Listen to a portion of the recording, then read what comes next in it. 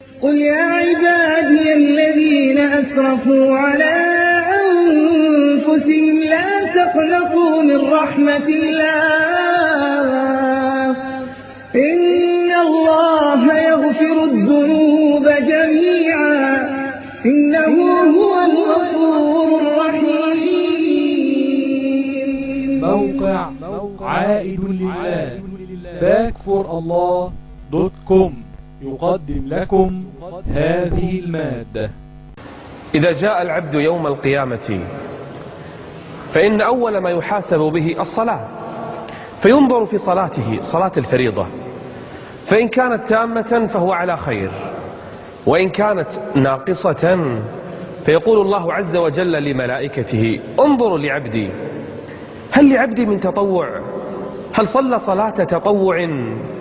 فينظرون في صحيفته، فإذا وجدوا صلاة تطوع أتموا بها نقص صلاته، فإن تمت فهو على خير، وإلا إن لم يكن صلى تطوعا لله فكيف ستجبر صلاته؟ جاء أعرابي إلى النبي صلى الله عليه وسلم يسأله عن الصلاة، فأخبره أن عليه 5 صلوات. قال هل علي غيرهن؟ قال لا، الفريضة هذه، لكن إلا أن تتطوع، أن يتطوع العبد لله عز وجل. أعني على نفسك بكثرة السجود.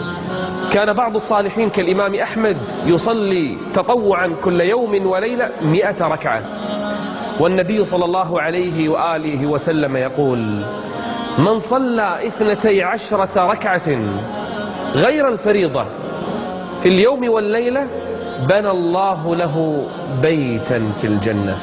بنى الله له بيتا في الجنة في أي شيء؟ في صلاة تطوع صلاها في ليل وصلاها في النهار. يا أيها الذين آمنوا اركعوا واسجدوا واعبدوا ربكم وافعلوا الخير لعلكم تفلحون. أما الرواتب فلنحفظها: 2 قبل صلاة الفجر، و4 قبل صلاة الظهر، و2 بعد صلاة الظهر، و2 بعد صلاة المغرب، و2 بعد صلاة العشاء. تلك الصلوات تسمى الرواتب، من حافظ عليهن بنى الله له بيتا في الجنة. 2 قبل الفجر، و4 قبل الظهر، و2 بعد الظهر، و2 بعد المغرب، و2 بعد العشاء. أما الفجر فسنة الفجر القبلية ولا سنة بعد الفجر. يقول النبي صلى الله عليه وآله وسلم عن ركعتي الفجر، أي السنة قبل الفريضة، قال خير من الدنيا وما فيها.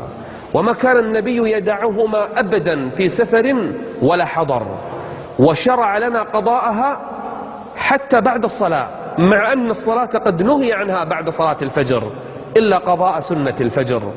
وقال النبي صلى الله عليه وسلم لأصحابه لا تدعوا ركعتي الفجر ولو طردتكم الخيل.